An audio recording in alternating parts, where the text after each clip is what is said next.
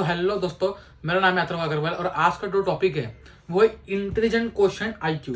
मुझे एकदम मैसेज आया कि भैया मेरा आईक्यू जो है कम है, ठीक है, मैं बचपन से ही मेरा उतना मैं तेज नहीं हूँ, तो क्या मैं नीट क्रैक कर सकता हूँ, क्या मैं जेई क्रैक कर सकता हूँ। तो मैंने कुछ थोड़ा स्टडी भी किया और कुछ आपको मैं इंपॉर्टेंट पॉइंट बताऊंगा जो आप इस वीडियो को शेयर कीजिए। जो आपके जो भी जूनियर्स है, ठीक है, जो भी 10th के नीचे भी आएंगे, अभी जो 10th पास करेंगे, जो भी छोटे जो भी स्टूडेंट्स जिनको भी डाउट रहता है कि मैं इतना पढ़ाई में अच्छा नहीं हूँ, या फिर जो भी उनको लगता है कि मेरा आईक्यू इतना अच्छा नहीं है, या आपके लिए भी अगर आपको लगता है कि मेरा आईक्यू इतना अच्छा नहीं है, तो कैसे हमसे इंप्रूव कर सकते हैं, ठीक है, और क्या इतना मायने रखता है, सारी साइंटिफिक बातें हम लोग इस वीडियो में करने वाले हैं, ठीक है। तो अगर आपको कुछ भी डाउट हो, सारे अपडेट्स के लिए आप मुझे इंस्टाग्राम पे फॉलो कर लो, ये मेरा आईडी है, इस पर आप जाके फॉलो कर सकते हो, ठीक। तो पहली बात कि आईक्यू होता क्या है। आईक्यू एक इंटेलिजेंट क्वेश्चन है, एक पैरामीटर है, जो पैरामीटर 20th सेंचुरी में लाया गया था टू डिटरमाइन कि कितना तेजी से एक इंसान जो है कोई भी चीज को, या मेंटल उसकी स्किल क्या है, एक मेंटल लेवल पे उसकी स्किल क्या है, उसको टेस्ट करने के लिए एक इंटेलिजेंट क्वेश्चन नाम का टर्म लाया गया, ठीक। अब इसके कई सारे टेस्ट होते हैं। आप हर एज में आईक्यू जो होगा अलग होगा, हर टेस्ट में आईक्यू जो होगा अलग होगा, मल्टीप्लाई करके हम लोग उसको वैल्यू निकालते हैं। वैल्यू लगभग जो ग्राफ दिख रहा है आपको, इसमें आपको वैल्यू दिख रहे होंगे, ठीक है। तो 130 140 के ऊपर बहुत कम परसेंट लोग होते हैं, ठीक है, आईक्यू के अंदर। अब जो है एबनॉर्मल आईक्यू आता है, आप देखते हो कई न्यूज में आता है कि किसी का आईक्यू 160 आया, 150 आया।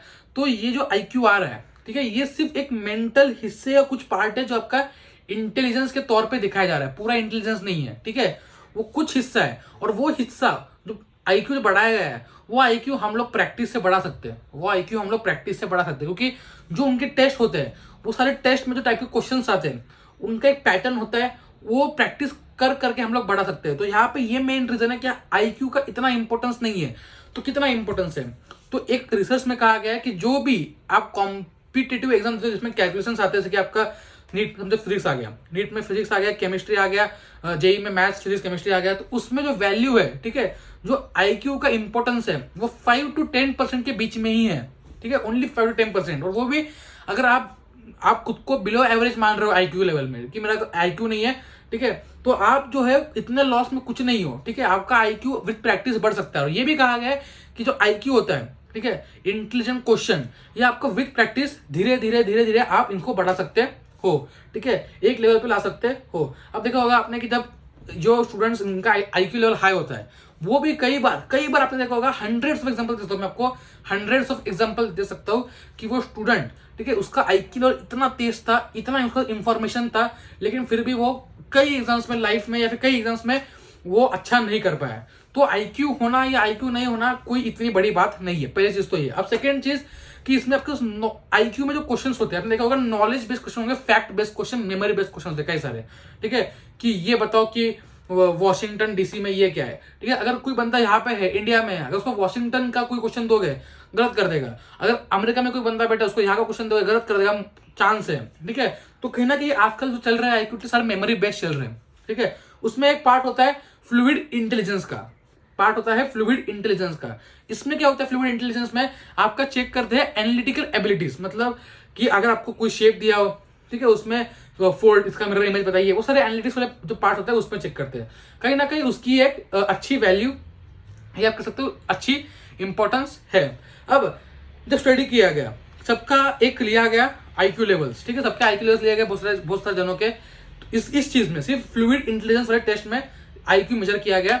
अब जिनका आईक्यू हाई आया, मतलब जिन्होंने क्वेश्चंस इजीली सॉल्व कर दिए, ठीक है, तो उनमें ऐसा क्या था, आप देखते हो कि आप ये जो है सारा खेल न्यूरॉन का है, ठीक है। एक न्यूरोलॉजिस्ट ने स्टडी किया, बताऊंगा आपको। आप देखते हो, आपने कभी क्वेश्चन सॉल्व कर रहे होंगे, ठीक है, कभी क्वेश्चन सॉल्व करते हो और 2-3 आपने अटेम्प्ट कर लिया और फिर आपको अचानक से क्लिक हुआ, चमका कि अरे ऐसे करते हैं, ठीक है, मिल गया, ठीक है। तो वो क्यों लेट आता है किसी में, और आपने कहा कई जो टॉपर्स है या जिन्होंने कहीं ना कहीं एग्जाम में अच्छा किया हुआ है, जिन्होंने कहीं ना कहीं एग्जाम में अच्छा किया हुआ है, आपने देखा होगा कि उनका जो है तुरंत चमक देता, मतलब फर्स्ट अटेम्प्ट किया, क्वेश्चन नहीं बना, सोचा चमका कि अरे ये करना था, ठीक है। कई होते हैं जिनका थोड़ा लेट चमकता है, कई होते हैं जिनका चमकता ही नहीं है, उनको मिलता ही नहीं है वो मेथड सॉल्व करने का। तो इसके पीछे भी कुछ रीजन है। क्या रीजन है वो यहाँ पे एक्सप्लेन किए गए। जब स्टडी की गई जिनका भी आईक्यू लेवल्स हाई पाए गए in case of fluid intelligence, तो पाया ये गया कि जिनका स्कोर अच्छा आया है, उन्होंने उस टाइप के प्रॉब्लम्स या उस टाइप की जो चीजें हैं, ठीक है, उस पर अपना दिमाग पहले से लगा हुआ है, लगाया था। मतलब क्या कि समझो कोई क्वेश्चन है जिसमें मुझे एपी या जीपी के बारे में पूछा गया है, सिंपल मैथ्स का क्वेश्चन है, और वो क्वेश्चंस आपके आईक्यू लेवल में आते हैं, आईक्यू टेस्ट में आते हैं, ठीक है। तो अगर आईक्यू टेस्ट में से क्वेश्चंस आते हैं तो उनको पता है, हमने पहले प्रैक्टिस कर रखी है ऐसे क्वेश्चंस की, या उन्होंने इस तरह से प्रॉब्लम्स की प्रैक्टिस कर रखी है, तो जब प्रॉब्लम आया तो उन्होंने एकदम फास्ट उनको क्लिक हुआ, ठीक है, एकदम फास्ट क्लिक हुआ। तो ये जो कारण होता है, ये जो कारण होता है कि ये होता है कि आपके न्यूरॉन के बीच में, जो आपके ब्रेन है उसमें न्यूरॉन्स है, उनमें जो पाथवेज है, अगर पहले से ही कोई पाथवे बना हुआ है, ट्रेस हुआ है, तो उसको ट्रेस करने में आसानी होती है। जैसे कि जो आपके जो भी, जिसका भी समझो फॉर एग्जाम्पल फिजिक्स स्ट्रॉन्ग है, केमिस्ट्री स्ट्रॉन्ग है, अब केमिस्ट्री फिजिक्स में इनका स्ट्रॉन्ग है, अब तो उनका क्वेश्चन फास्ट बन रहे हैं। क्यों फास्ट बन रहे हैं? क्योंकि उन्होंने इनिशियली, कुछ होंगे जिन्होंने 8, 9, 10 से धीरे धीरे जिनका मैथ्स में थोड़ा इंटरेस्ट था, फिजिक्स में प्रैक्टिस की होगी, ऐसे नहीं कि नीट के लिए की होगी, जेई के लिए की होगी, लेकिन कोई एग्जाम के लिए की होगी, ओलंपियाड दिए होंगे, कहीं ना कहीं उनका जो है पाथवेज बने हुए होंगे। वही आपके पाथवेज लेट बनेंगे, वही पाथवेज आपके लेट बनेंगे, लेकिन आपको पाथवेज बनाने पड़ेंगे, तभी आप उस स्टेज पे पहुंच पाओगे कि देखो मैंने कोई एग्जाम नहीं दी थी, ठीक है, मैंने 10th तक बताऊँ आपको कि मैंने इस चीजों पे, मतलब जो भी आपके एकेडमिक्स में होते हैं कि ये सारे एग्जाम्स, ओलंपियाड्स, मैंने मोस्टली फोकस नहीं किया, मैंने फोकस अलग चीजों पे किया, डेवलपमेंट, ये सब मतलब अलग अलग चीजों पे फोकस किया कि कैसे बात करें, क्या स्पोर्ट, मतलब अलग एक्स्ट्रा जो करिकुलर एक्टिविटी होते हैं उसमें मैंने फोकस किया था। मोस्टली मैंने एकेडमिक्स पे फोकस नहीं किया था। फिर 10th में मेरे अच्छे परसेंट आए, 95.2% आए। फिर मुझे जब समझा कि यहाँ पे दिक्कत आ रही है कि बाकी जो बच्चे आईसीएसई बोर्ड में, स्टेट बोर्ड का था, आईसीएसई बोर्ड, सीबीएसई बोर्ड के थे, और जो बच्चे मतलब पैसे पढ़ते आ रहे हैं इस चीज को, तो उनको तो दिक्कत नहीं आ रहा है इस चीज में, ठीक है, उनको फर्स्ट क्लास में आ गया मोरल कंसेप्ट समझना, ठीक है, मेरे को 4-5 दिन लगे समझने में। तो ये मैं समझ में आया कि ये सब हो रहा है कि मैंने पहले जो टाइम था, ठीक है, उसमें मैंने ये नहीं कि मैं सब्जेक्ट नहीं पढ़ा, मैंने उस चीज में कोई ओलंपियाड नहीं दिए थे, या फिर जो भी है उस टाइप का प्रैक्टिस नहीं किया था, जो एक बड़ी डील नहीं है, कोई दिक्कत नहीं पढ़ोगे तो कोई दिक्कत नहीं है। लेकिन ये कि अगर आप जैसे फर्स्ट डे पे आते हो, जैसे आप फर्स्ट डे पे 11th में आते हो, 12th में आते हो, तो आपको अब भी अगर आपको टाइम मिल रहा है, ठीक है, अब भी आपको क्या करना है कि उस चीज को कवर अप करना है, उस चीज को कवर अप करना है कि आपका जो प्रैक्टिस कम हो रहा है, आपका जो प्रैक्टिस कम पड़ रहा है, उसको कवर अप कीजिए। अपने जितने भी क्वेश्चंस मिल रहे हैं आपको लगाइए, क्वेश्चंस लगाइए, उसी से आपके पाथवे बनेंगे। अब मैंने देखा था कि बहुत बच्चे ये बोलते हैं कि एग्जाम देके आ गए नीट का, वहां पे क्लिक ही नहीं हुआ, घर पे आया तो सॉल्व हो गया, वहां पे क्लिक नहीं हुआ, घर पे आया तो सॉल्व हो गया।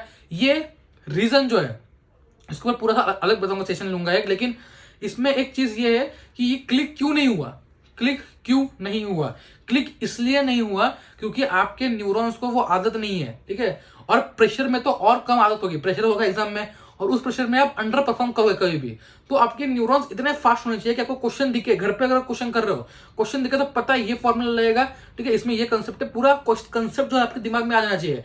अगर पूछा जाए आपको, ठीक है, कि फॉर एग्जाम्पल वर्नियर कैलिपर पूछा जाए, ठीक है, तो आपके दिमाग में पूरा वर्नियर कैलिपर आना चाहिए, कैसे मेजर करते हैं, क्या फॉर्मूला थे, उसका क्या चीजें होती है, एरर कैसे लगाते हैं, सब कुछ आना चाहिए, क्लिक होना चाहिए। ये जब क्लिक होगा जब आप नंबर ऑफ प्रैक्टिस पढ़ोगे, नंबर ऑफ रिविजन पढ़ोगे, और आपका ये जो सेशन है, ठीक है, ये उसी के ऊपर बेस्ड है कि आपको प्रैक्टिस बढ़ाना है, ठीक है, उससे से आपके न्यूरॉन के जो डिफरेंट पाथवेज है वो कनेक्टेड होंगे, और एग्जाम में आपको जल्दी अंडर प्रेशर भी अगर आप होगे तो आपको 99.9% चीजें क्लिक करेगी due to practice, enough practice. तो ये होता है, ये स्टडी किया था कि अगर आप उस चीज की प्रैक्टिस करते हो तो आप आईक्यू बढ़ा सकते हो in case of fluid intelligence. जो आपका मेमोरी बेस्ड है तो उसकी जरूरत भी नहीं है आपको, मेमोरी बेस्ड की नहीं होगा तो भी चलेगा, लेकिन इस केस में आपको बढ़ाना पड़ेगा, ठीक है। ये कई जगह काम आएगा आपको, ना कि यही, आगे भी जो आपका लाइफ है उसमें भी आपको ये चीजें काम आएंगे, फ्लूइड डायनेमिक्स बोल रहा हूं, फ्लूइड इंटेलिजेंस वाली चीज, ठीक है। तो इस पर वर्क कीजिए कि आप जितने जल्दी जो है आप कोई भी क्वेश्चन को, कोई भी चीज को एनालाइज करते हो, वही आपका फ्लूइड इंटेलिजेंस है। तो एनालिसिस करना सीखिए, क्वेश्चन का भी, अपने जो स्टडी चल रही है उसका भी, और अलग अलग चीजों का भी एनालिसिस खुद से कीजिए, उससे आपका डिफरेंट टाइप ऑफ मैकेनिज्म्स बनेंगे आपके ब्रेन में, और न्यूरॉन्स का पाथवे बनेगा, ठीक है। तो ये था पूरा सेशन। तो आईक्यू इतना मैटर नहीं करता। अब मैं एक सेशन लूंगा थोड़े दिन के बाद ईक्यू के ऊपर, इमोशनल क्वेश्चन। इमोशनल क्वेश्चन भी इंपॉर्टेंट होता है, लेकिन आज का सेशन उस पर नहीं है, आज का आईक्यू पे था। तो आईक्यू आपका इतना इंपॉर्टेंट नहीं है। ये वीडियो अपने जो जूनियर्स है उनको भी शेयर कीजिए, ताकि उनको समझ में आए कि कैसे डिफरेंट मैकेनिज्म्स काम करते हैं। मेमोरी इतनी इंपॉर्टेंट नहीं है, आपके फ्लूइड इंटेलिजेंस इतना इंपॉर्टेंट है। फ्लूइड इंटेलिजेंस में आपको कैसे बिल्ड करना है, डिफरेंट प्रैक्टिसेस करके क्वेश्चंस के, आपका डिफरेंट टाइप ऑफ मैकेनिज्म से, ठीक है, आपके न्यूरॉन्स के बीच में पाथवे क्रिएट करके, ठीक। तो ये वीडियो था, कुछ डाउट आप मुझे पूछ सकते हो। आपको वीडियो कैसा लगा कमेंट बॉक्स में कमेंट करके तो बताना, और आपका क्या आपको चाहिए आने वाले वीडियोस में। तो क्योंकि अभी मेरे एग्जाम्स है, तो मैं अभी वीडियोस प्रिपेयर करूंगा बैठ के, और आपको time to time videos deliver करते रहूंगा, ताकि आपको जो है सारे जो काम की चीजें टाइम टू टाइम पता चलती रहे। ठीक है, तो चलिए बाय बाय।